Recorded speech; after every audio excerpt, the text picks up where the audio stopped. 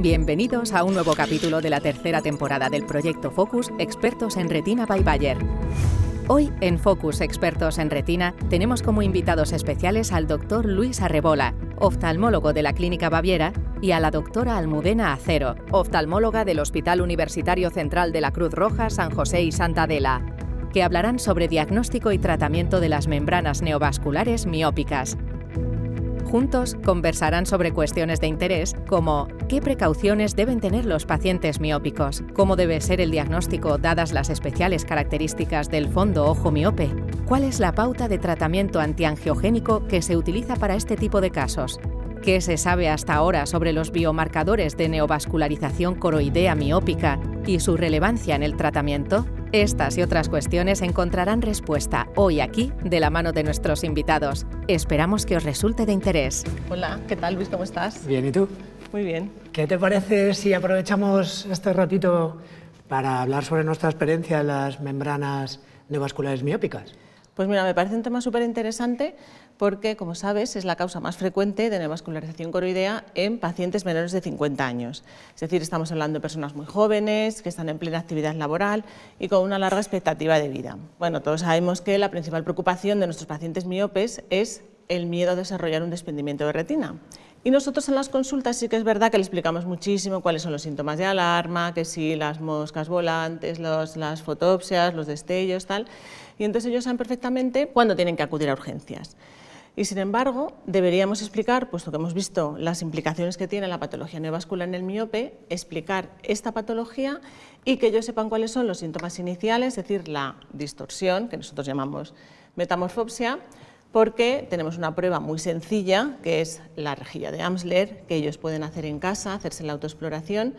Entonces, que todos nuestros pacientes miopes de más de 6 dioptrías se pudieran revisar y, ante la menor aparición de esa distorsión, pudieran acudir rápido, sin demora, y nosotros hacer un diagnóstico y un tratamiento lo más precoz posible. Fíjate que incluso, a lo mejor sería interesante involucrar también un poquito a los optometristas, porque yo creo que todos tenemos la experiencia de miopes que han llegado a las consultas, pues porque tienen un orzuelo, por cualquier otra cosa, y tú les preguntas, ¿y cuál es la última vez que se le ha visto la retina? Y hay muchos a los que ni siquiera se les ha dilatado la pupila ni se les ha visto el fondo de ojo.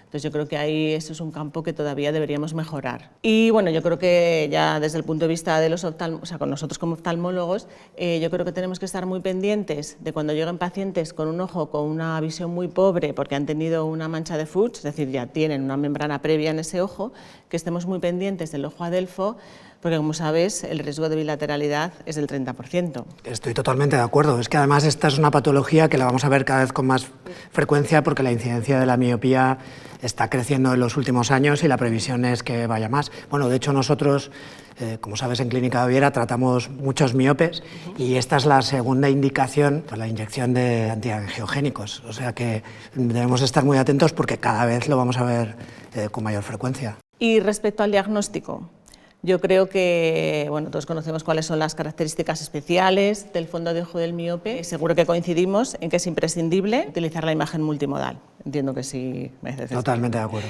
Bueno, entonces yo te lanzo dos preguntas. ¿Tú crees que la angiografía fluoresceínica sigue siendo el gol estándar?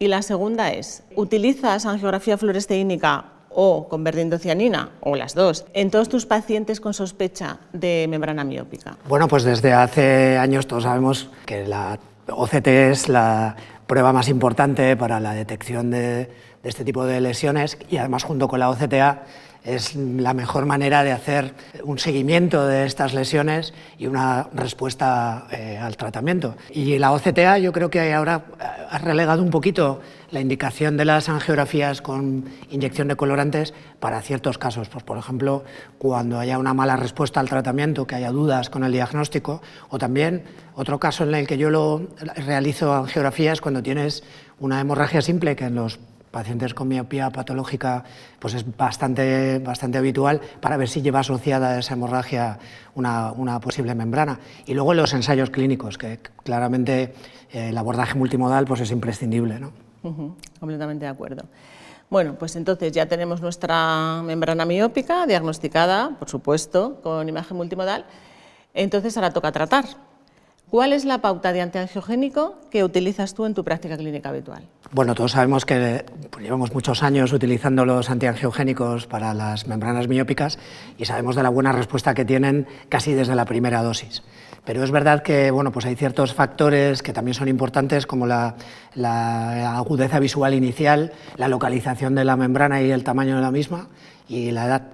Entonces yo utilizo desde el principio, indico y recomiendo una pauta PRN muy estricta, que durante el primer año significa que mensualmente los vamos a revisar y ante la mínima recaída vamos a hacer tratamiento para prevenir otro tipo de problemas, como por ejemplo hemorragias extensas, etc. ¿Y en algún caso te plantearías hacer una carga, por ejemplo? Una carga como tal no, pero los pacientes mayores de 65 años la respuesta suele ser más lenta y eso nos obliga a repetir varias inyecciones de inicio.